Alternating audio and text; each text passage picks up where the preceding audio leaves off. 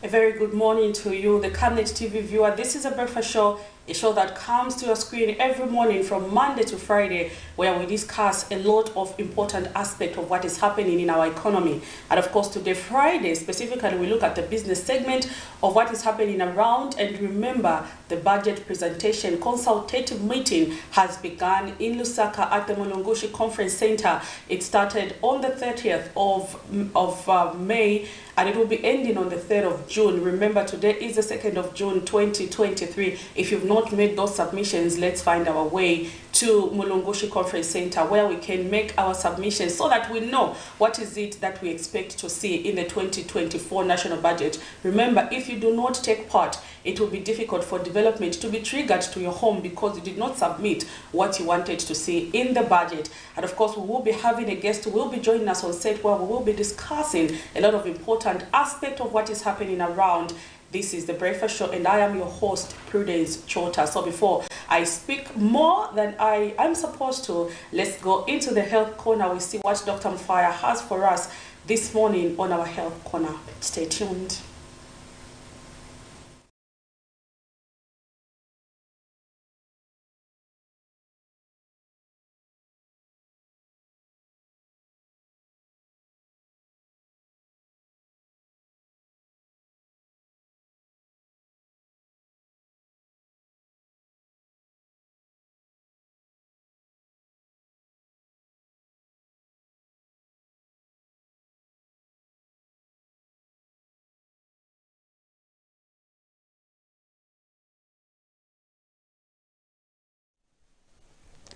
Hi, I'm Dr. Nakwena Mfaya, and I'm glad that you could join us here on the Health Corner on the Breakfast Show.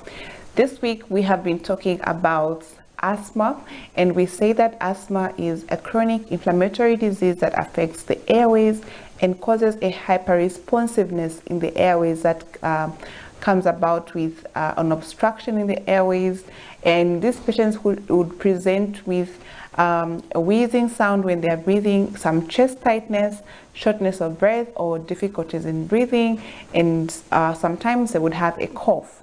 Then we also say that it's usually diagnosed clinically in the hospital, and that once a patient has been found to have asthma or to be in an asthmatic attack, there are medications that are used immediately to relieve them from those symptoms that they are having or experiencing. The other thing is that we talked about the triggers of asthma. We say that asthma can be triggered by many irritants in the environment, such as dust, such as pollen from the plants, and also pets can also trigger an asthmatic attack. So if you have pets that have fur, such as a dog or a cat, they can also trigger an asthmatic attack. Then we also say that people who work in certain areas where they are exposed to dust, they're exposed to paint, such as builders, painters, farmers, people who work in the mines can also get asthma. If not asthma, then they would also get any other respiratory diseases or chronic respiratory diseases that affect the lungs and the airways. So the other thing is that infections can also trigger asthma, and exposure to cold air, exposure to exercise can also trigger asthma. So how can you prevent asthma or prevent an asthmatic attack? Usually this is done by avoiding all these triggers that we have mentioned. So if you if you're somebody who stays in the house, then avoid having dust in your house. Make sure that you clean out all the dust. You sweep your house on a regular basis to avoid a lot of dust settling in. Make sure that you keep your pets outside. If you have any pets such as a dog or a cat, and make sure you keep them outside so that they don't put the fur on your furniture or on your surfaces in the house, and avoid getting these attacks. The other thing is that if you as we're going into the cold season, you can try to reduce the exposure to cold air. So if you're going outside, you can wear a mask that can help to prevent the cold air from getting through to your lungs or your chest easily. Exercise can trigger asthma, so try to reduce on your exercise. I know we talk about exercise being very important, but if you are somebody who is asthmatic, then you don't want to over exercise or do so much exercise. So if you know that whenever you exercise or whenever you do certain activities, it triggers your asthma, then you can avoid doing those activities, just so that you don't have these asthmatic attacks, because they are deadly, and you might end up losing your life because of it. The other thing is that people who work in certain areas where they're exposed to irritants, they can try to wear a mask as well whenever they are working, so that they reduce the exposure to those irritants. So farmers, workers in certain factories, painters, builders, plumbers, people who work in the mines, they can try to wear a mask so that you reduce your exposure to these irritants or allergens in the environment. Then avoid getting so close to people who have respiratory infections such as having a flu, a cold, because these can easily trigger an asthmatic attack as well. So avoid getting infections from other people, from the environment. You can wear a mask when you're going out in the public, just so you can avoid having these infections and avoiding having an asthmatic attack. So these are ways that you can avoid having an asthmatic attack. For people who smoke, you can try to stop smoking. If that's your trigger and you know that it triggers your asthma, then make sure you avoid smoking, or avoid people who are smoking, because even secondhand smoking can lead to having an asthmatic attack. I do hope you have learned something this week. If you have any questions, you can reach out to me on Facebook at Dr. Nakubena Fire, and if you need to watch the other videos, you can watch them on YouTube as well at Dr. Nakubena Fire. I'll see you again next time. Make sure you stay blessed and stay healthy.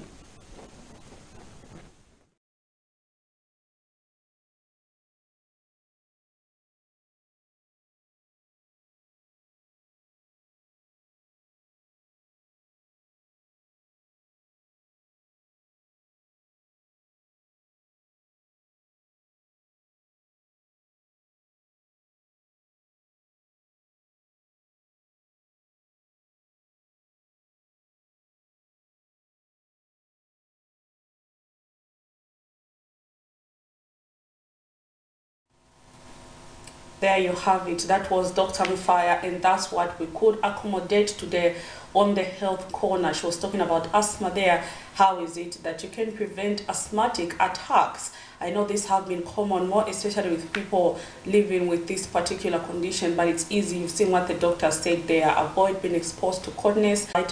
To ensure that you don't get, pets have got that strong smell, which can trigger an attack for asthma. She's also spoken about the facts of the matter to deal with exercising. I don't know why in most smell, which can trigger an attack for asthma. She's also spoken about the facts of the matter to deal with exercising. I don't know why in most of the illnesses that we've had on the program, the doctors always insisted on exercising. If you do not exercise, I think this is a time we need to start doing that, because when you hear someone on a regular basis talk about something, it means it's important. Yes, exercising is very important to our health, and we can do ourselves a favor by exercising. That way we will be preventing some diseases that can come as a result of not exercising. Remember also, nowadays we are exposed to a number of food. The foods that we eat sometimes have chemicals, sometimes even the lotions we are applying on the skin. Why is it that we have an increase in skin cancer and stuff like that? This is why we need to exercise. What exercising does, it allows your blood to flow quickly in your system, that way eliminating some of the diseases that might be caused by some things that we don't even see. And then when you're again exercising, there's that sweat that comes from your skin, thereby opening our pores there on the skin to allow our temperature and other things that happen right in our body. So let us exercise. It's important. It doesn't mean exercising you have to go out there and run and do things. No, you can even exercise in the comfort comfort of your home by just doing one or two things. This time technology has even made things easier. You can download some clips on Facebook, or you can follow some of the pages where they offer exercise and lessons, and then you can do that along with those who teach. So it is important for us to exercise. You might be doing yourself a favor. Even now, we are going to look into our money markets. How is it that our local currency is performing against other major convertibles? The corporate world, this segment also is up for grab. You can sponsor either Dr. Mfaya's program for her to continue coming on Camnet TV. You can sponsor that particular segment, or you can sponsor the money market for the corporate world, for the banks, and we will be having your institution mentioned whenever we are looking at the money market. So let us see how our local currency is performing against other major convertibles today, June the 2nd, 2023, as of 7:14 hours. So the Zambian kwacha there against the euro is buying at 20 kwacha 82 ngwe and selling at 21 kwacha 23 ngwe. The Zambian kwacha against the Great British Pound is buying at 24 kwacha 26 ngwe and selling at 24 kwacha 74 ngwe. The Zambian kwacha against the United States dollar is buying at 19 kwacha 42 ngwe and selling at 19 kwacha 18 ngwe. The Zambian kwacha against the South African rand is buying at 0.99 ngwe and selling at 1.01 ngwe. That is the money market for this morning. Kwacha there against the US dollar. I know that's one thing we usually talk about, but we've seen there how it is performing. I know the kwacha is not performing according to expectation as a country where we want it to be, pardon me, but there is something I think that we've seen over the past few weeks, that is stability. Sometimes even if your currency is not performing as expected, what is important is stability, because when you don't have a currency that is stable, again it becomes a problem. So at least we've seen slight stability where at least it is trending between 19 kwacha 15 ngwe, 19 kwacha 15 ngwe. That is the buying and the selling as it is today. But we hope the government all the best as they deliberate on matters that have to do with Zambia to ensure that our local currency perform according to expectation. I know very soon the Zambia's creditors will be sitting for a meeting, and we are hopeful, we are keeping our fingers crossed to say that meeting will go in favor of the country. Remember, Zambia has about 40 billion United States worth of external debt, and then we also have internal debt. When you combine that, we are talking about something to do with 32 billion United States dollars worth of debt. And remember, the country's GDP is just about 24 billion. So look at this marginal gap where the country's gross domestic product is not even tearing with the amount of debt that we have. This is a huge debt burden that has been a hindrance to the country, and we wish the creditors all the best as they deliberate on matters to do with Zambia. And we hope, fingers crossed, we hope this will result into something positive. But away from that also, there is something that the country can do to ensure that we begin to generate our own revenue. And you know, these sometimes have to do with matters to do with production and of course the mining activities that are happening. I think government needs to really take advantage of a lot of gold that is now being discovered in the country, and maybe perhaps we can allocate resources coming from gold to repaying our debt. I'm sure over a period of 5 years or 10 years, if we were to do that, we can be able to clear this huge backlog of debt that we are owing the international community. It's like gold is raining everywhere in the country. In Muchinga province, just last month there, we saw gold being discovered there. We have gold almost everywhere, and I think maybe this is just a sign that God is showing us to say it is not yet over. You still have this that is coming up. And I don't know, we just wish government all the best. Remember, when they fell, we all fell. Then yesterday also in our main news, we did have some of the stories that made headline that we will be zooming in at this point. And if you want to make a comment or contribution with regards to the stories that made headline, you can also be part of the conversation by calling us and let us know what you have to say. Remember, the Energy Regulation Board on the 31st of May 2023 gave us the price for fuel in the month of June.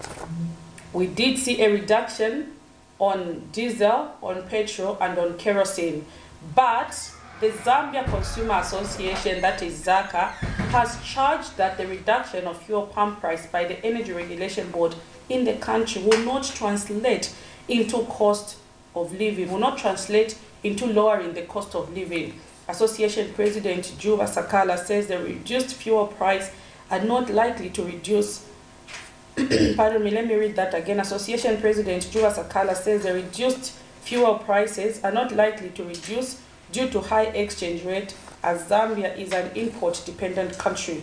He says government should come up with mechanisms that address the uncertainties in the exchange rate. So his concern is that, you know, even if you lower the price of fuel, it will not trigger to the cost of living because the Zambian kwacha still remains high. So if you are exporting something from other country, it doesn't change the fact that fuel has reduced. What you see is that the kwacha is not performing according to expectation, meaning even if fuel is lowered, it will not be triggered to ordinary Zambians. Let us see that story that made headline in our news yesterday. 31st May 2023, Wednesday, the Energy Regulation Board announced a downward adjustment of fuel pump price for diesel, petrol and kerosene. The reduction of the fuel pump price is due to a decline of prices on the international market. However, this move has been received with mixed feelings by some stakeholders, as the Zambia Consumers Association President Juba Sakala says the reduction will not result to a reduction in the cost of doing business, citing that Zambia is still import dependent. From them. But having said that, I also want to raise some concern on the dollar, because the dollar is going up. I was just looking at the exchange rate. It's about 19 kwacha, 19.6. So that also will make some hesitance in people responding to the reduction of price of fuel. So we hope government will also look at how they can stabilize the dollar so that these things move on par. You know, we have fuel reduction, then we have the dollar which is stabilized. Then we'll be happy to see that these things happening. Then we'll see the, you know, possible reduction in both the, you know, basic essential commodities, you know, transport fares and so on and so forth. Meanwhile, the National Union for Public and Private Educators of Zambia, NUPEZ, General Secretary Nelson Mwale is delighted with the move. He says the cost of living in the country is likely to see an improved shift, hence calling on government to provide tools that promotes good standard of living in the country. National Union of Public and Private Educators of Zambia, NUPEZ, we are so grateful that we see a positive trajectory towards reduction of fuel. I think we are calling upon the new Dawn administration to continue so that this fuel can go as low as, you know, 15 kwacha per liter. Because when we do that, then we see our workers, our teachers in particular, getting salaries that will be meaningful. You know, you realize that when fuel prices are going up, whatever we negotiate for with government is diluted. And so we are optimistic that by the time we reach November, December, as we are negotiating with government, the fuel prices could have reduced even further so that whatever we agree with government will be that which will be meaningful. Now, Son Zulu for Camnet News in Lusaka.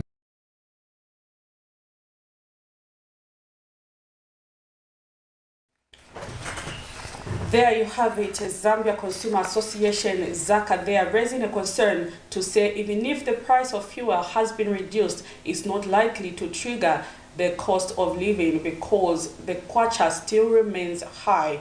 And also we see NUPEZ, they are reacting. For them, they've welcomed the move, saying if fuel prices increased, it has an impact on their members. But of course, you too can be part of the conversation by calling the numbers that are on the screen and let us hear how this is affecting you. The reduction in the fuel price. I know in the past there was a tendency when you get on a bus, and even if you are only missing a coin from the money you're supposed to pay, you would have an engagement with the driver and the conductor, because all they could argue is the fact that fuel is high.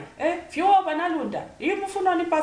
So I don't know after this reduction if those cases have reduced. Perhaps you too can be part of the conversation and let us know how is the reduction of fuel affecting you as a citizen, or is it that you're not hearing anything or even feeling the impact due to the high cost of living. So ZACA, they are raised a concern to say, you know, even if fuel has been reduced, it will not be triggered to ordinary people because the Zambian kwacha still remains high. So that was ZACA yesterday responding to fuel price reduction. And then also, again, in our news yesterday, we know the biggest elephant right now in the room is the issue to do with Forest 27. There is a lot that is going on, and there are a lot of talks that are going on regarding Forest 27, where we did see the Minister of Green Economy and Environment, Collins Nzovu, issue an order to Mwembeshi Resources Mining Limited, which has been given a license to mine, to say for now they should halt all mining activities because they have abrogated the ZEMA law that was given to them. So remember, when you want to do mining activities, the exact procedure, you go to ZEMA, they will issue with an order which has instructions. But according to government, they are saying they've abrogated that, and so they've been told to hunt. But this is where people are not getting it.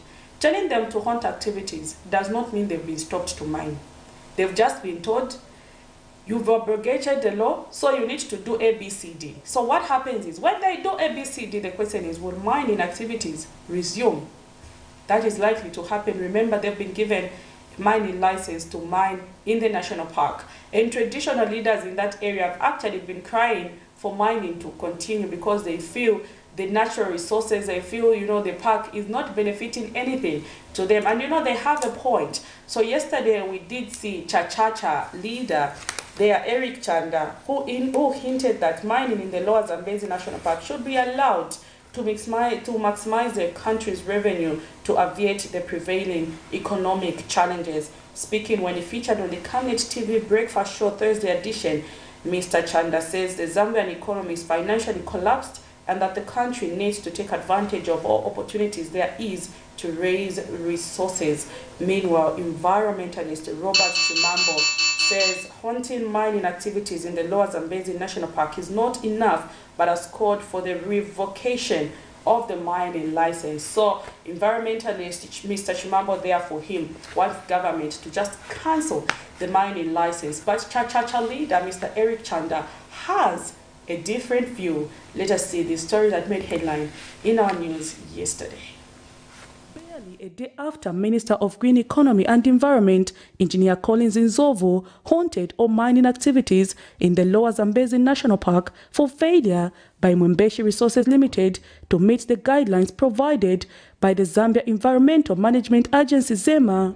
Chachacha party leader Eric Chanda, who Thursday morning featured on the Camnet television breakfast show, has however called for mining activities in the national park to continue, arguing that Zambia is currently financially collapsed and that the country needs more resources to resuscitate its economy. These our so-called civil servants, they will not have payments in the near future because we will have nowhere to get money.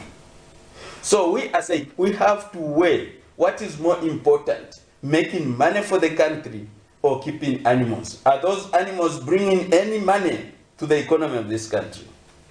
Those animals can always be shifted somewhere else. So really, our economy is in distress. It is stressed. We need to make sure that we get whatever we can get under the soil to pay off our debt. But environmentalist Robert Chimambo says haunting the mining activities alone is not enough to protect wildlife and the environment in the park, but has called on government to revoke the mining license to ensure that no mining activities takes place in the park.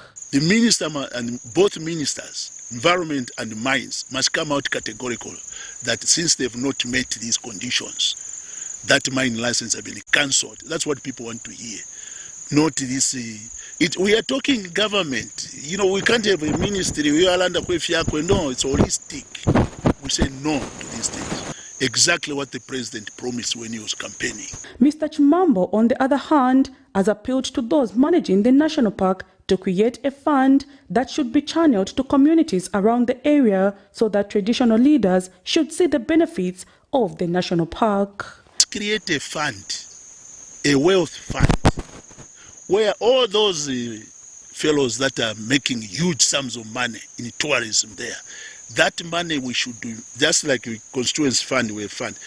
Waja abantu wazilipira ndalama in the chiefdoms around there so that the people are gaining from that wildlife. Also zienda zonse kwa America, we have a portion zienda to a wealth fund for the communities around the park. That is all the chiefs are saying. For now, Mwembeshi Resources Limited has been told to hunt mining activities, but this does not translate into stopping of mining, as it is likely to continue if Mwembeshi meets the laid-down procedures by ZEMA. What then is the way forward for the national park? Only time will tell. Prudence Jota, reporting for Camnet TV News.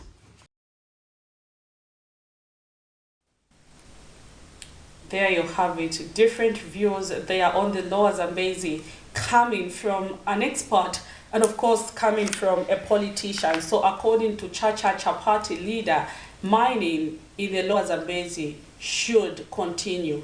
Is argued to say, if you look at what is happening right now, Zambia has no resources, and any means that comes about for us to raise resources, let's go with that. You know, animals can always be moved to another part. So he's suggesting that we can have the animals relocated to other areas and allow mining to continue in the Lower Zambezi so that the country can raise the much needed revenue from the copper. Remember, there is pardon me, copper in the Lower Zambezi that is just seated idle there, which is not contributing anything to the development of the country. But remember, there's also a national park there having wildlife.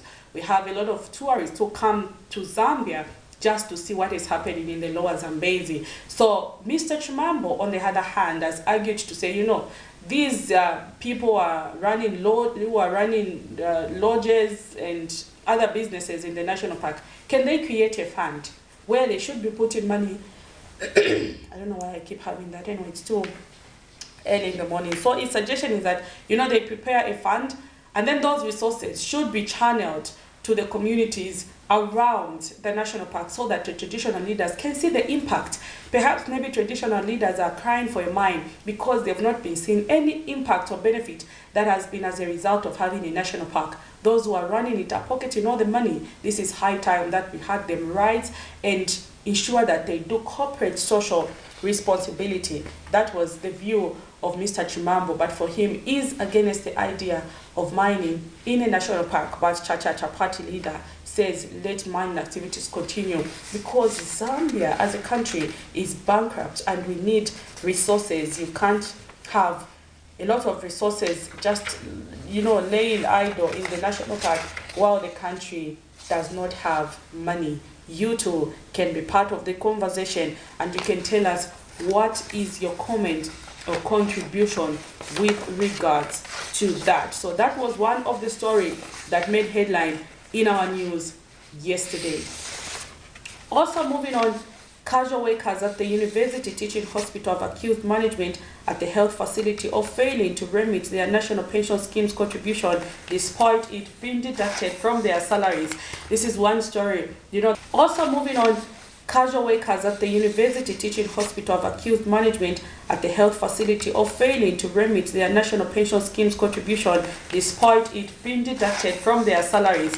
This is one story, you know, that is fun to listen at, but it's also sad on the other part. You know, the president has said you can withdraw 20% of your NAPSA contribution provided you meet some of the guidelines that have been stipulated. So these workers, the casual workers at the University Teaching Hospital, that is UTH, were very excited last week Friday when they visited NAPSA offices to see how much they have so that they can also have a cake from the resources they've saved, only to find that the institution has not been remitting what they've been deducting from their salaries. So according to these workers, NAPSA deducts 125 kwacha from their salaries, which is taken to their offices, but unfortunately they found 000 in their accounts. So they raised a concern and want the Ministry of Health and government to intervene in that particular matter where they've worked for years and the resources cannot be seen. Among other issues, these casual workers were also complaining to say, you know, we've worked for this institution for a long time and we have not been confirmed. When we were starting work, we were being told that after 6 months, you are going to be employed. But what has happened is they've worked for years now, some of them 4 years, some of them 8 years, 9 years. They are just working on part-time. They've never been confirmed. And the sad part is they see other people coming in and being confirmed on their position. These are the people who've never even worked for the University Teaching Hospital. I know this is happening not just at UTH, but in many institutions where you will find that, there are interns who've been working in these institutions for years, but whenever an opening comes up, new people are coming in. You don't even know where they're coming in. You just said, no, they've been recruited by Camnet. I'm coming from Cabinet's office. No, I've just been sent here, which is actually very sad. So these people are demanding that can they be put on the payroll as promised by UTH. And when asked about the recent recruitment that happened, they said they were told you're already in the system for you. You don't need to apply. You will be automatically elevated. But that did not happen. When the recruitments were done, they were still left out, and they've continued to work as casual workers for years. So they were complaining and calling on government, stakeholders, and other relevant authorities to intervene in this matter. Let's see this story that made headline in our news yesterday. Over 200 casual workers at Zambia's biggest health facility, the University Teaching Hospital, are in limbo after finding that the institution has not been remitting their NAPSA contribution despite deducting it from their monthly pay. The workers, who sought to remain anonymous, have told this reporter that each month management from the institution deducts 125 kwacha from their salaries, but are surprised that when they went to NAPSA to check on their benefits, zero was all they could find in their accounts. These workers have since called on the relevant authorities to intervene in the matter and investigate who has been pocketing the money they have been contributing for many years. On Friday, we went to NAPSA. Like our president warandira tikabe nemsende mpia sheni ku NAPSA. But outcome yaza zangu ati from 2018 kutwambira kubomba takwawe ndalama ku NAPSA. Ba UTH tabatwala UTH Adult Hospital. Mwaipusha ku management, each office you go to, they point at Mr. Chireshi, who happens to be the chief accountant. They deduct 125 kwacha every month. But impia NAPSA yonse balachita deduct takwawe mpia tabatwala. But ku salary ilesa less than iyo tufiro okufola mu according na contract to assign. So tulero mbako kubuteko batulolesheko as contractual workers by UTH tatwa kwa tama rights areas. So if tulera under if ngaba chat ko papa menso ngana batutamfye nchito because among other challenges, the casual workers have accused management at UTH of exploiting them, saying they were promised before being employed that they will be put on the payroll after working for a period of 6 months, but say they have worked for more than 4 years, with others working for 9 years without being fully employed, while others who have never even worked for the facility are every day being employed on their positions.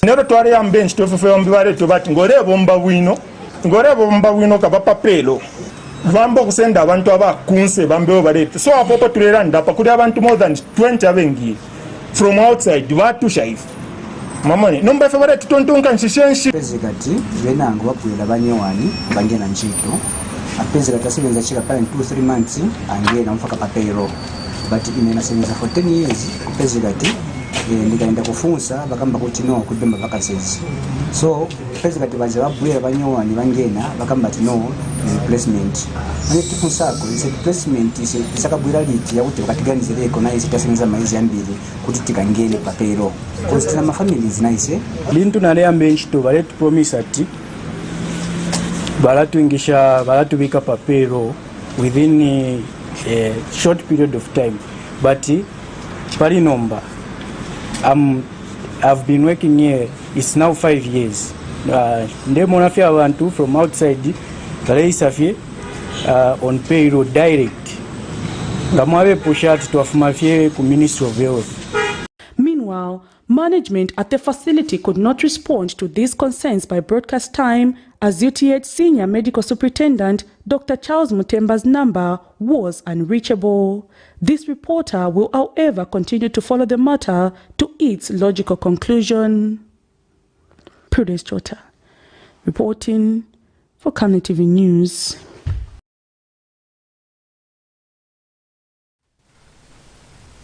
A very sad situation there for those casual workers at the university teaching hospital who have worked for years without being fully confirmed, despite assurance that when they work for 6 months, they will actually be put on the payroll. To make it even worse, they've not been remitting their NAPSA contribution by the institution, despite their monthly salaries being deducted by 1,025 kwacha. This is really sad. You know, these are guys or people who are not even getting paid who are rather not getting paid a lot of money, but you realize that the institution keeps deducting from their salaries and not remitting to NAPSA.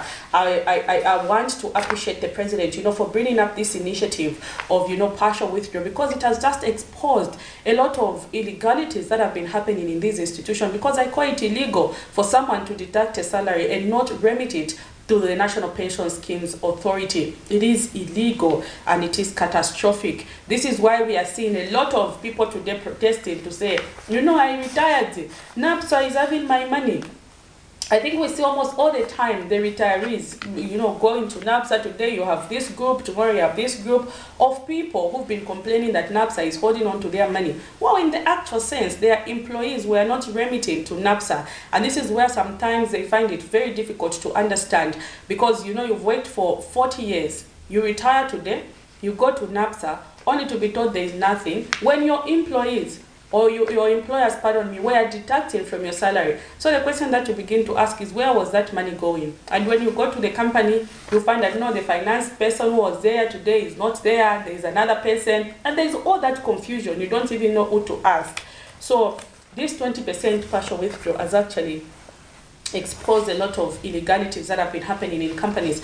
And I hope today we will get a comment from the University Teaching Hospital medical superintendent there, who we were directed to see. We couldn't do that yesterday because his phone was not reachable by broadcast time. So we hope today we can actually get a comment over these particular concerns that have been raised by these workers. Very valid concerns, and the Ministry of Health, we hope you are listening and can intervene in this particular matter to ensure that our brothers and sisters today do not lose out for all the years they have labored. In other stories that made a headline in our news yesterday, we know the former Zambia Revenue Authority Commissioner General Kingsley Chanda has been arrested and is detained at Lusaka's Woodlands Police Station following interrogations by a joint investigative team. Before his detention, Mr. Chanda's farm and house in Ngwerere and New Kasama were searched by the joint investigations team. According to impeccable sources, according to an impeccable source, Mr. Chanda is alleged to be in detention for evading police call-out in an alleged offense related to a case where he is accused of disposing of the Commission's vehicle to employers without following the due process. The former ZRA Commissioner General is yet to be charged. Meanwhile, police spokesperson Ray Hamonga confirmed the arrest without revealing the charges. So for now, all the information we know is that Mr. Kingsley Chanda is being detained at Woodlands Police Station. And some of the reasons that have been attributed to that by a source who gave us a tip is due to the fact that, you know, it disposed of company vehicles to employees without following the due process. Remember, in government, there is always a process that has to be followed. If, for example, you want to dispose of any property that belongs to government. So that has been implicated as being a reason why Mr. Chanda is in detention. So we are hoping to follow this matter today to see further information that we can gather on this particular story. But remember, you too can be part of this conversation by calling us, making those contributions and submissions with some of the stories that we have zoomed in today. Remember, we zoomed in a story at first with regards to the Lower Zambezi, where Mr. President Eric Chanda has actually endorsed mining activities to continue, saying Zambia is currently bankrupt and we need to raise as much resources as is needed. In his argument, he's also said animals can be relocated to other places to ensure that we don't sit on our natural resources. But an environmentalist there, Mr. Chimambo, has argued to say mining will destroy not just wildlife, but some of the rivers, and a lot of pollution will be taking place. So before we could say much, we are going to take a short break to allow our guests to settle, but you too can be part of the conversation and the discussions that we'll be having. So let us take a short breather and we'll be back on the other side. Stay tuned. Salvation and strength and the kingdom of our God and the power of his Christ have come. You lift one hand and I'll lift the other hand, because our man of God in a surrendered position is more dangerous than an entire army. In the name of the Lord Jesus, today God will remove every form of iniquity, every ounce of iniquity that has been around you. Then I said, behold, I have come to do your will, O God, to fulfill what is written of me. So that I can understand that when Mary is in that crowd, part of her is crying for them to choose Jesus over Barabbas. But she doesn't understand the mystery of redemption. That Jesus did not come to the world to die a normal death, because a normal death does not do anything for you and I. Your great and mighty power, the heavens declare. Your great and mighty power, you're greater than the greatest, you're mightier than the mightiest, you're stronger than the strongest, better than the best.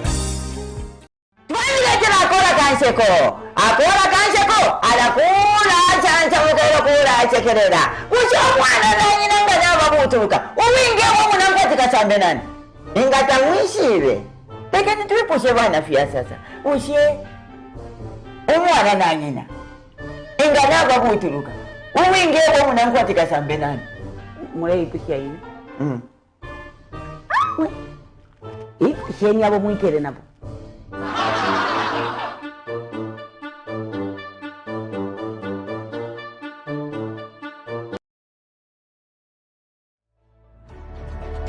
Water is life. Each drop counts and each must be cherished. Our tried and tested product meets all international standards. With our smart drip technology, we aim to deliver precision irrigation designed to reduce blockage and wastage, ensuring a high yield. Renglow, your smart irrigation partner. Hey, join me, Amazing Katamanda, on the weekly gospel show for those exciting and interesting interviews with your favorite gospel music.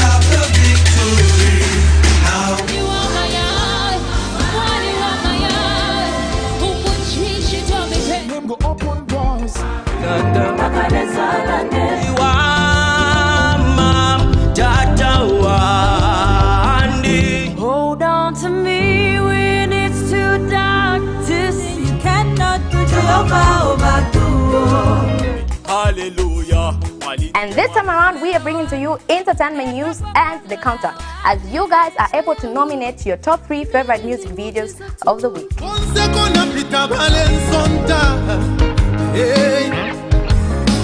Remember, it's every Saturday at 10:45. You can also catch repeats every Monday at 10 hours. Camnet TV is not just another time.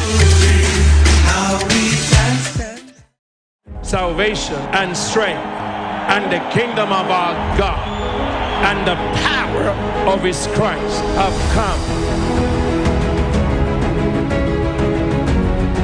You lift one hand and I'll lift the other hand, because our man of God in a surrendered position is more dangerous than an entire army. In the name of the Lord Jesus, today God will remove every form of iniquity, every ounce of iniquity that has been around you.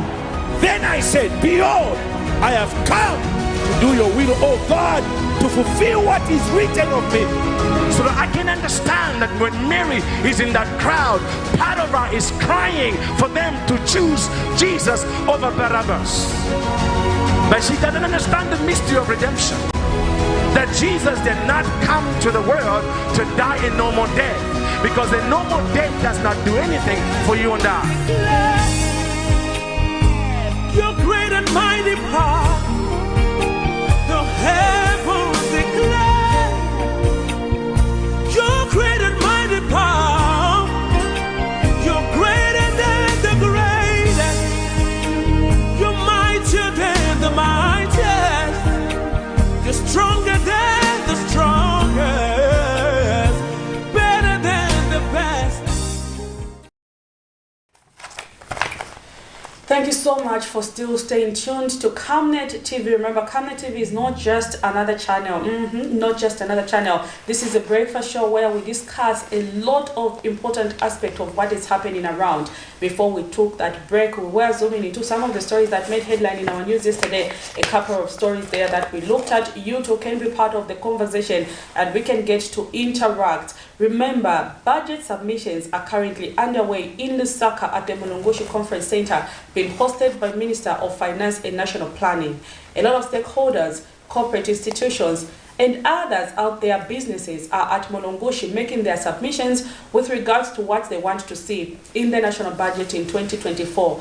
But the question of budget speaks to submissions made by stakeholders. Remember, every year, stakeholders do go and make those submissions. But the question we are asking, does the budget really speak to the submissions being made by stakeholders? In studio this morning, I am joined by an economist, Musonda Mwape, or Mwape Musonda. You know, these Bemba names, sometimes you even get to confuse which one is first and which one is last. But of course, Mr. Mwape Musonda has been prominent in offering submissions and contribution. And of course, if you follow him in his Facebook page, he posts a number of things that deal with economic issues.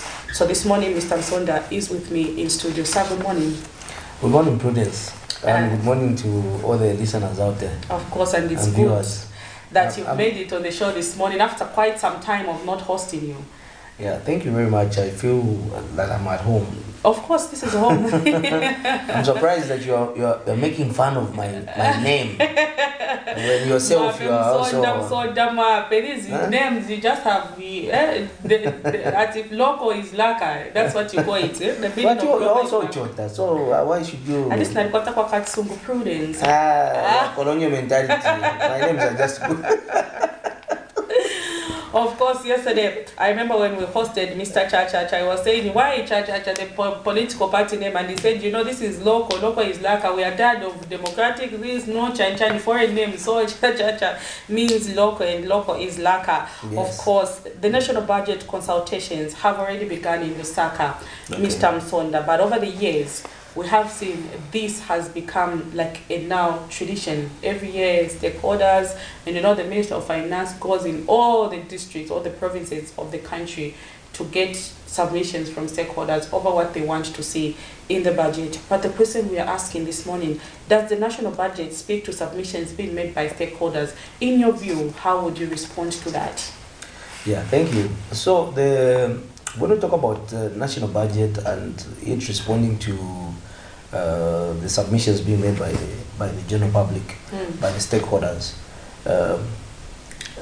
Stakeholders mean a lot of things for this.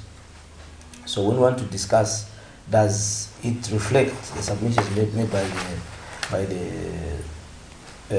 stakeholders? First, we will discuss who are the primary stakeholders of the national budget when it's being made. So the primary stakeholders of the budget happen to be government has got all these ministries. So they have been privileged to have seen and contributed to the formulation of the budget in a number of organizations that I've worked and I've represented. So I participate in the process. So, for example, right now, what the Ministry of Finance or what this country we're using as a budget is called budget method is an output-based budget. So in this process, what happens is that if you, for example, Camnet TV is a department of government. What happens is that here at Camnet, Ministry of Finance will tell you that you as Camnet, can you submit what you think will be your if Camnet was a government ministry, they will tell you what are you going to do. Then you say, okay, we are going to have a number of shows, ABCD, this is what we're going to do, and then how do you finance those activities? So with the current process, the primary players or the primary contributors to the budget making process are the ministries. So the different ministries that we have, I think about 23 ministries in this current regime. So these, they all have to come up with their contributions, how each ministry is going to perform in the next year. And then remember that these ministries, they don't represent themselves. So they have got institutions that are below them. So for example, you see that maybe in the Ministry of Information, there are a number of organizations, maybe there's the National Broadcaster, National Broadcasting Corporation, there's Daily Mail, there's all these organizations. We go to the Ministry of Education, there are the schools that are there, or the government schools. We have got maybe the colleges, the TVET institutions, which fall under the Ministry of Technology and Science. All these institutions have to come up with their activities, their outputs, and then they come up with their budgets, and the budget that these institutions they make feed now into the overall the ministry's budget. So each ministry, say the Ministry of Technology and Science, will get all the inputs from each of the institutions that are below them, and they will form now the ministry's budget, which ultimately go now to be in the budget for the nation. So that's a process that is undertaken. So we have these, I've described the primary contributors to the national budget, which is the ministries with the institutions that are below them. So institutions like maybe the Ministry of Technology and Science, there's also institutions like Zicta, Airtel, because Airtel is partly owned by the government, because the government has got some shares. Yes, I've seen on the stakeholders that are supposed to submit Airtel is there. So all those have to make submissions. So if you go to each ministry, Ministry of Communication, all those, they will have to, even institutions like ZESCO, institutions like all these cost them, which is the budget. They cost, okay, for us to achieve this, this is what we're going to need. So they make their budget, and then that budget ultimately feeds into the Ministry of Finance's budget, and ultimately we have the national budget. And then we have what you call now the general public, general citizenry contribution towards the budget formulation. And I think that's where your question is, because you want to see what when the general public makes submissions, and how are they reflected in the budget? In the budget. I also asked that question because we've seen in the past instances where, you know, when the budget is presented, some non-governmental organizations, we have all these ones that represent the community will say, no, we feel disappointed, we expected. Maybe the submissions that we made is that in the health sector, government was supposed to have done this, but they've done A, B, C, D. So we've had those concerns that are coming up. That's why we are asking, you know, for people, the ordinary citizens who have been told to make submissions, do we really see the budget speak to them? The 2023, we had 2022, and others in the past. Yeah, so that's the civil society, they make submissions, the general public, maybe there are individuals that go to submit their proposals. So now it's a tricky situation, huh? Because you know, when you are making the budget, one of the basic documents, there are a lot of documents that are considered when making the budget. So you have to look at documents like right now we are in the process of implementing the 8th National Development Plan. So that speaks to the basic documents, the baseline documents that you consider when you're making the budget. We have the Millennium Development Goals. All these are what are those? The ones for the UN. Millennium Challenge. Not Millennium Challenge. There's those 17 or something, I've forgotten. But those, you have to consider them. And then, most importantly, like right now we have the UPND in administration. So you have to look at the UPND's manifesto.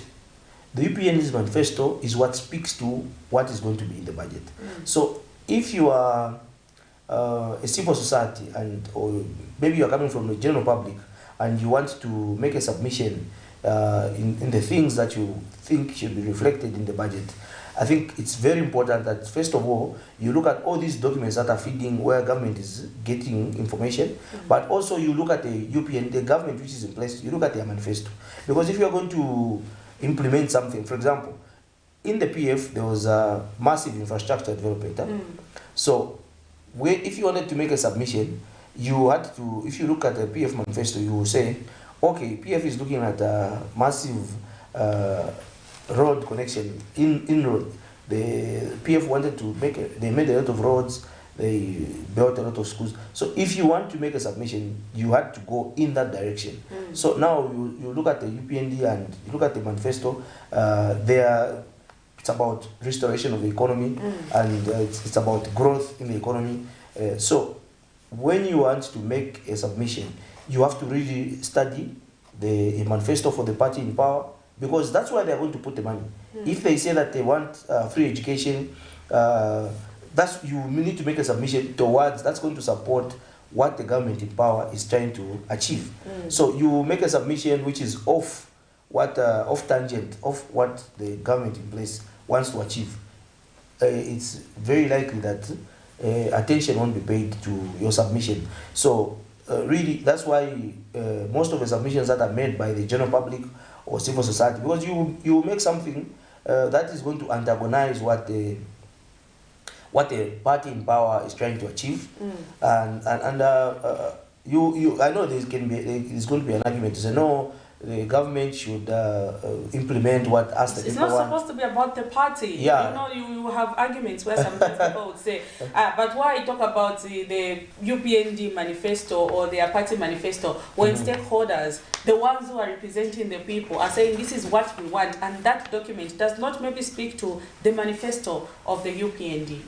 Yeah, so the bottom line is that, government is voted into power by the people, and the people, for them to vote for a government, they vote for their manifesto.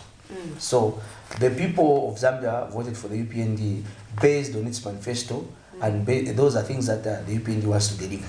So that's why the UPND, as they are implementing these budgets, which are like the step-by-step strategic plan activities that are going to achieve that manifesto. Their manifesto is like their strategic plan for Zambia. Let's say a proposal. So when, as they are achieving that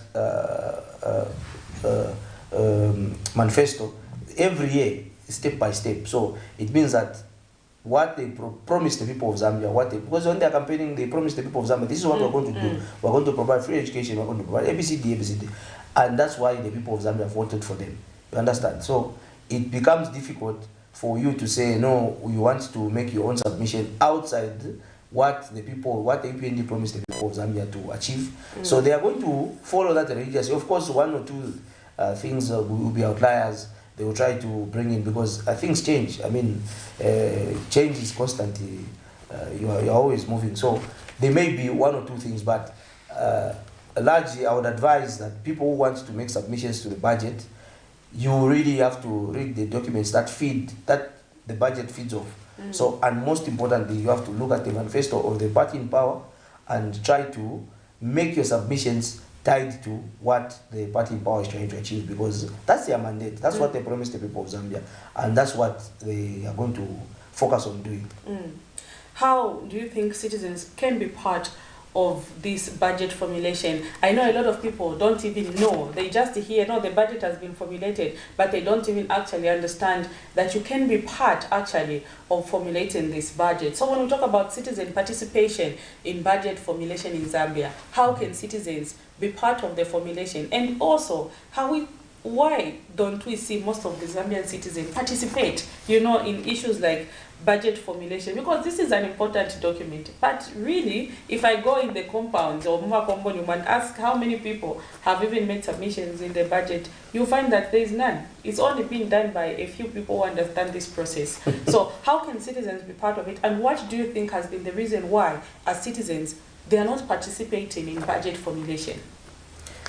Yeah, so the way the citizens can participate in the budget formulation process, it's only, I think the most effective way that citizens can participate is if we had a situation where the primary players, the ministries, the institutions, like for example schools, if you have a school, because each school, the Ministry of Education has got a lot of schools which are widespread in all the districts of this country.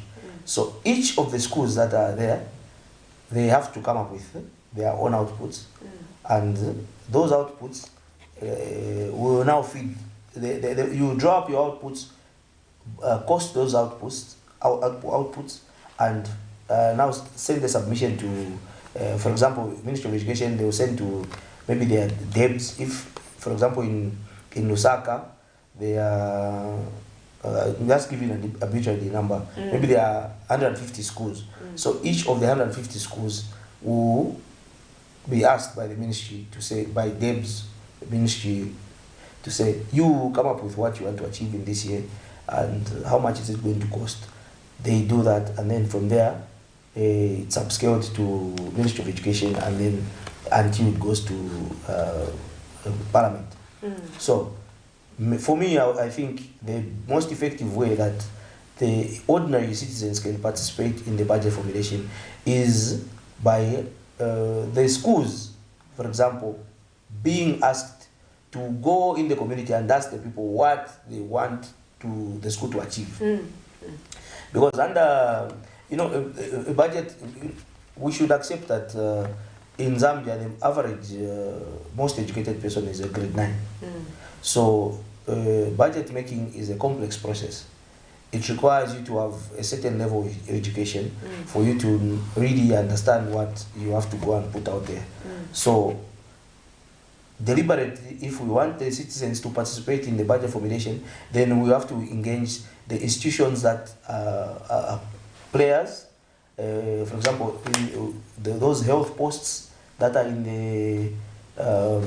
the different districts, they are also part of the process. So Ministry of Health will send, will request that each health post, which is even located in Kawambwa, to say, what are you going to achieve? What are your objectives this year? Next year, what do you want to work on? If you want to reduce TB in this area, or maybe there is a lot of whatever, there's a disease that is troubling the particular community.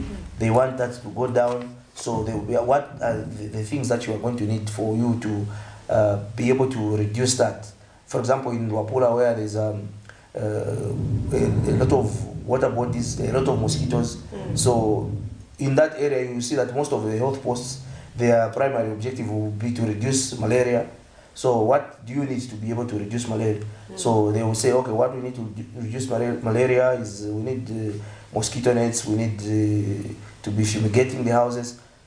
The people at that level, if deliberately a system can be devised where that clinic, that health post, which is located in Kashkishi, can call the people in the community and say, we are about to make submissions to the budget.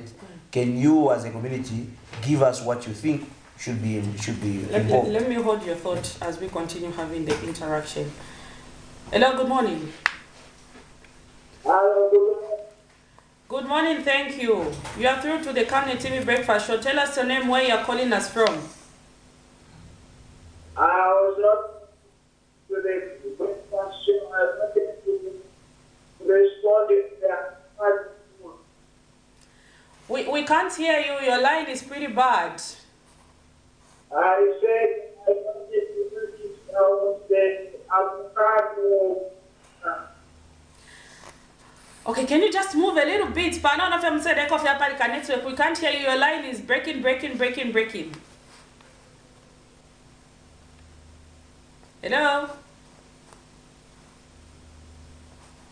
Hello? That's a bad line.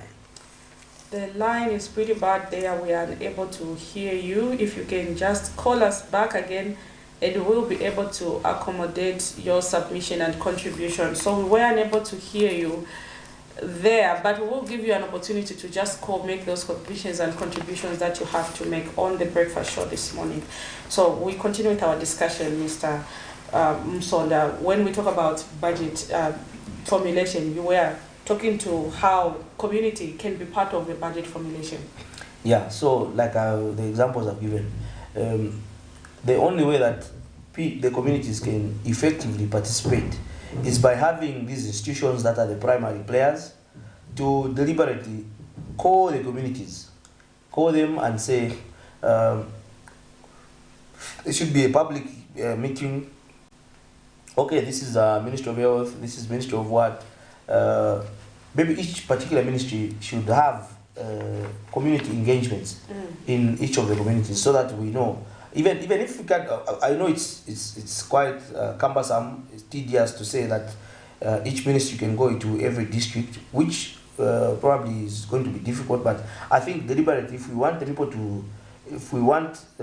to participate and own this process, there is need for maybe even at provincial level or at district level, we have each ministry going in the community and just saying, okay, this is our ministry, and our ministry in this district has got so many institutions. For example, Ministry of Health, we have 150 health posts, and from the information that we have in this area, what you are grappling with, the problems that you have is, for example, malaria is very prevalent, TB is prevalent, maybe of late we're having a problem with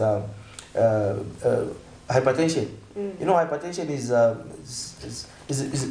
really killing a lot of people in this country. Silent killer. Yeah, and you find that the other day I was having a conversation with one of my colleagues who say, but why is it that hypertension kills a lot of people in this country than it kills in other countries? So we need to look at that and try to find a solution to that. So maybe is it because of the food that we're eating? What is really the problem? Because how come a lot of people are just dropping dead and in this country, but in countries like Japan, where people live up to 80 years, why is it that in Africa we are dying like that? So these are the answers when, for example, Ministry of Health, they go in an area, they already have that information, and they let the people participate, and people maybe can also give them ideas on how they think that in the coming year issues should be administered, and probably try to improve on what is happening. But right now what's happening is that it happens that you find that the people that are doing that work, they'll be at center level, probably at a general hospital, say in Southern Province, in Kalomo, at Kalomo General Hospital, the officers there will sit down and do the assessment without community engagement. So they will do the assessment based on the information that they have, the statistics that they have collected maybe over the years, and they will know that, okay, every year this is what we have. So and they will upscale that budget to the ministry.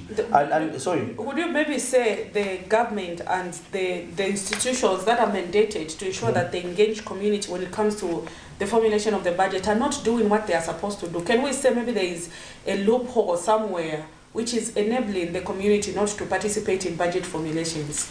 I wouldn't say the institutions are not doing what they are supposed to do, because the institutions are doing what they are asked to do. I told you already that from my engagements with different institutions, I've participated in the process. So when you are formulating the budget, your role as an institution is to give the activities that you want to undertake. I'll give I've given an example of the hospital. For example, Kalomo General Hospital. They are told, as Kalomo General Hospital, what are your outputs for 2024? So they will say, okay, we want to provide such a number of services in male circumcision, want to conduct so many services in maybe malaria, we want to reduce it by so much, ABCD. These are the number of services that we want to provide. If it's a school, how many can you do? They will say we want to graduate so many pupils this year. Last year we graduated this number, but this next year we want to graduate so many. So that's an instruction that is given to them. Give us what you want to do next year. But there is need. That's why I'm saying there is need for a deliberate step by government to say, okay, Kalomo General Hospital, we're asking you that maybe not maybe at General Hospital level, but maybe say at Ministry of Health level, they say in this district of Kalomo, we are formulating the team and say, okay, this is a town hall meeting.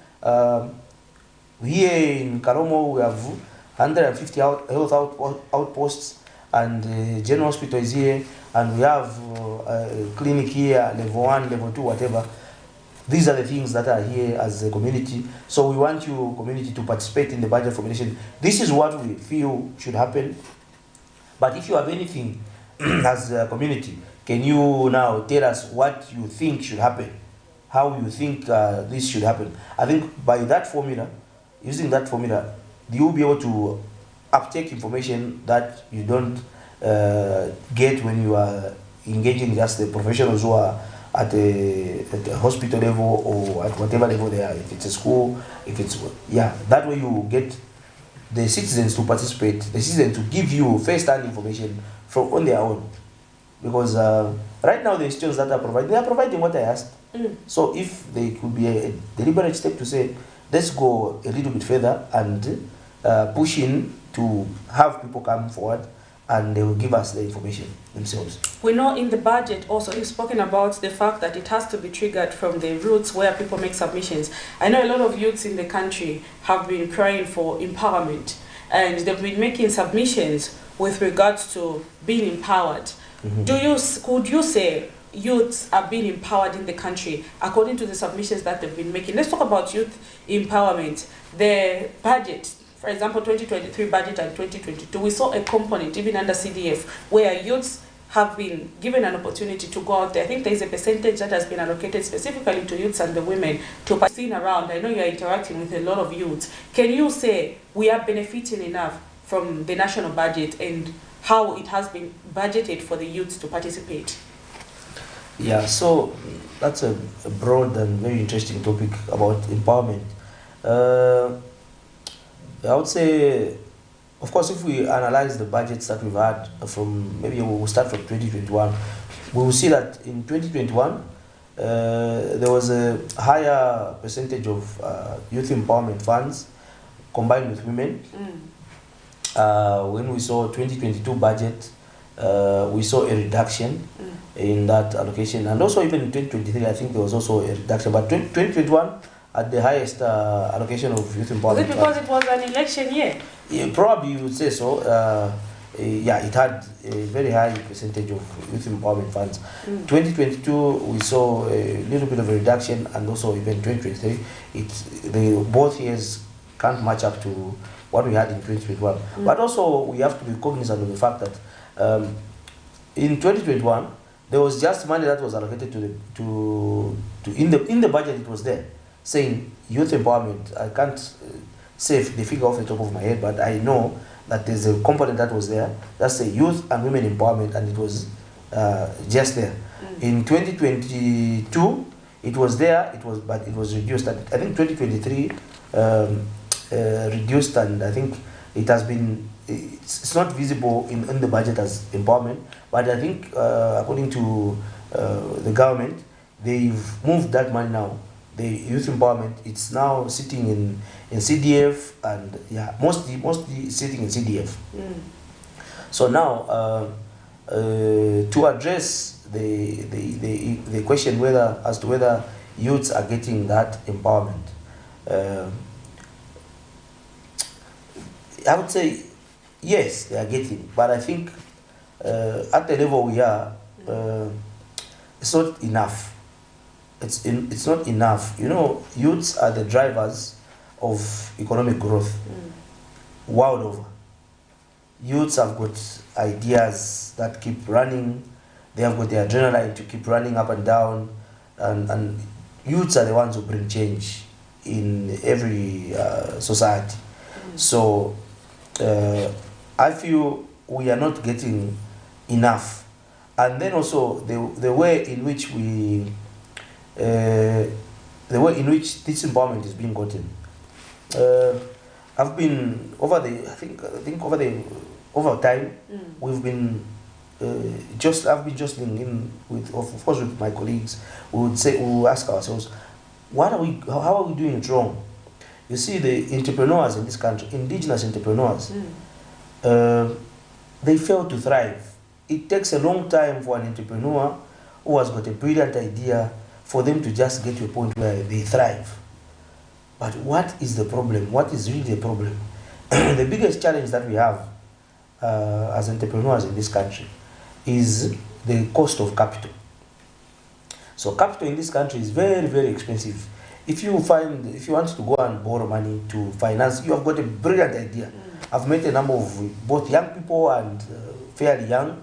They have got brilliant ideas, but they don't have the funding to help grow that idea that they have, turn it into reality. If you go to the banks, the borrowing rates are they're as high as 35%, 30%, somewhere there, some even 40 if they want. But that is very high. You look at countries like maybe Asia, in Europe, you find the cost of borrowing there is as low as somewhere 2%, like in Europe, in USA, 2% cost of borrowing, or even maybe 5% somewhere there. Here in Africa, the cost of borrowing is 35%. So even when you want to implement your brilliant idea, a lot of people just die with their brilliant ideas because they don't have funding. So now the question we ask is, why is it that there is no funding?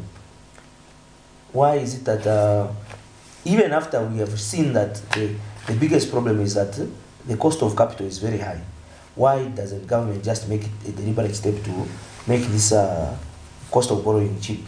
And that's why we see now that the youth empowerment coming in, institutions like CEC, they are coming in to try to close that gap. So now the thing is, if I'm asked between giving CDF to the councils, increasing it the way it is at 28 million, and possibly an institution like CEC. CEC has been calling for people to submit proposals for a number of years, but they are not giving out the funding to the people that are applying. Why are they not giving out? They don't have the money.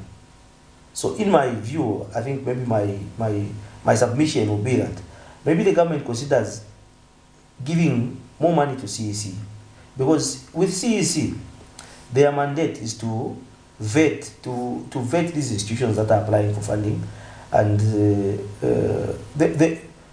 because they are funding institutions that are already, mostly those that are already in business, or maybe those that are functioning, or those that are startup.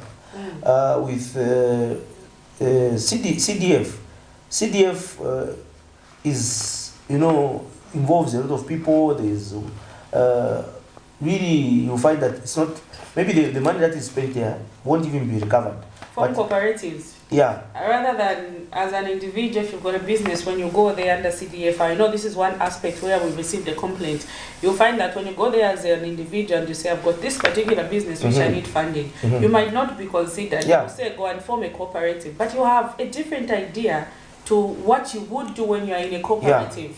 Yes, so are these challenges also limiting the participation of some of the youths in these financing that are out there? Exactly. So that's why the model that I'm rolling out here is that you see, we need more entrepreneurs to thrive in this country. And the entrepreneurs that we have, the youths, form the core of these entrepreneurs. I'll give an example of the young people that are fabricating these gates in Kalingalinga, in Garden, the welders. These are people that are already established. They are already running businesses. Young people that are involved in the making of blocks and whatnot. Those that are involved in carpentry and joinery, that are already working somewhere, maybe what's that market near in Matero where they sell a lot of timber, maybe Nakadori, all those people. Maybe they're even old people. It's okay. And it's still like CEC. Give them a lot of money and let them change the model. Let them not be accepting people to write applications. Let them go out there to the people that are already doing the job, that are already doing the entrepreneurship. So let them go to Nakadori Market in Kitwe and they help that gentleman who's doing that carpentry and joinery, making the furniture. Let them have that person fill in the application. They fill it in on their behalf and they give them the money. Because when you give somebody who's already in business, of course there's a risk of default. But when you give money to someone who's already in business, you give them the money to improve on their business, there's a higher chance that that person will use that money to good, will put the money to good use. They will grow their business and in turn will get to a point where maybe Zambia becomes and we start exporting furniture like we're importing furniture from, a lot of furniture from South Africa. We import a lot from South Africa and from China. But these are things that the local people in South Africa, because they're empowered. China is getting Mokula from Zambia. Yeah, so why is it that we, you know, like I will tell you, the entrepreneur who's in Kalingalinga, the only thing that they want, which they are suffering with, is lack of capital. Go there and ask them, what are the challenges that you face? What do you want? What do you think? How can you grow your business? They will tell you, I don't have capital. If I go, they can't go to a bank because maybe probably they don't even, maybe they are at school level of education is grade 9. So maybe they can't even do, they can't apply for a loan. The bank doesn't even want to look at them. And the cost of borrowing in the bank is very high. So if that, the 28 million that is being allocated to CDF, part of that money, or maybe I heard the president the other day saying, excuse me, there are plans to grow that money from 28 million to 56 million, which is double. Let's have some of that money go into CEC, and CEC should change the model in which they are using from asking people to write proposals, complicated proposals, out of which maybe somebody will hire somebody to write for them a proposal, and then at the end of the day, after they've had somebody, it's a startup business, and they fail to even implement what the most booming. It's performing well, yeah, contributing even to the country's GDP. Yeah. So, but is it run by the Zambians? Are we the ones in control? No, we are not. So why is it that our people are just in the compounds where they have the home shops? That's what they are running, and even the home shops now are being overtaken by, excuse me, they are being run by Rwandese and yeah. But why is it that the Zambians are not leading in this? So, to answer that question, if we want deliberately, government needs to go to these Zambian entrepreneurs who are doing something. If we take a deliberate step and empower these, there's going to be default, of course. But maybe if we maybe say 1,000 people are empowered, those who are already doing something, like I've mentioned in the different sectors, I mean, there are a lot of sectors that can be looked at. But carpentry and joinery, metal fabrication, mechanical, mechanics, motor vehicle mechanic, whatever, all those, we look at them and we try to empower them. Block making, let's empower those that are already doing it. You will see that within 5 years, 10 years, there's local indigenous Zambians are going to run the sectors. That's what we need to do. But by leaving it just open where we are not helping these people, the industry will continue being run by the Indians, and Zambians will just be there as employees. But if we are not, because look, the Indians, when they come here, they have families where they're coming from. Egyptians, they have families where they're coming from. So what they do is that they get all of our money, we go to buy, they get all of our money, and then at the end of the day, they externalize the money to their country. You find that there's people always make this joke. I don't know if it's a joke or it's true. But Indians don't like to take money in the bank. They sleep with the money in the house. So they get so much money, and then they send it back to their countries of origin. That's what happens. But if the Zambians, we start running these sectors, we run Kamwala. If we were to have a capacity to run the entire Kamwala, let's go to Kamwala, empower the Zambians that have been running these businesses. Yeah, there are some who are even running shops. Let's see go there in Kamwala, empower those, give them 100,000 kwacha, 100,000 kwacha. You will see how the businesses will boom. As opposed to sitting down and saying, write a proposal. When you write a proposal, you have somebody like me, I write a proposal for someone. They have no idea what's going to happen. Understand the content of the proposal. So the proposal will be good, they will be funded, but at the end of the day, the business is not there. So, but you go to the people that are already doing something, empower them. When you empower them, you will see that there's going to be change. Of course, there will be default, but at the default rate will be not compared to the default rate of somebody who you find somebody with an idea. If you find somebody with an idea, it's difficult. An idea, there are things that when you are starting something, you imagine that this is how it will work. But at the end of the day, when you start rolling out that plan, you face a lot of obstacles, challenges, and if you are not strong enough, you stop. So that's what happens. But if you find those that are already doing something, they're already familiar with the challenges, they will continue and they will move on and they will grow. Mr. Mwapem Sonda, of course, is prominent when it comes to offering, contributions to what is happening around in the country. Very important submissions there with regards to the funding and the financing in the country that is there for these businesses that we have around. So that is what we could accommodate on the breakfast show this morning on Camnet TV. But remember to keep it on Camnet. You can send us a message on our Facebook page if you have any idea that you would like us to cover or what is happening around in your area. If you cannot get in touch with us, just send us those messages and we'll be able to respond in the soonest possible time. So this has been Camnet TV Breakfast Show from me and my guest here, Mr. Mwapem Sonda, who's quite explained on a number of issues. It's bye for now and God bless you.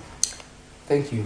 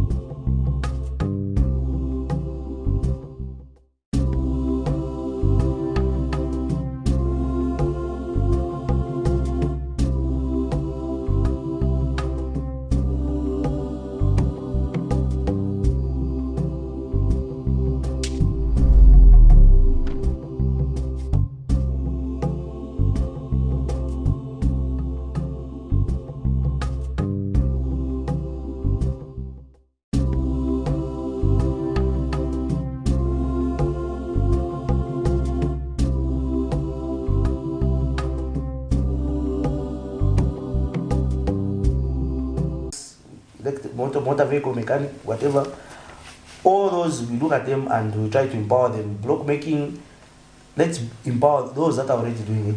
You will see that within 5 years, 10 years, there's local indigenous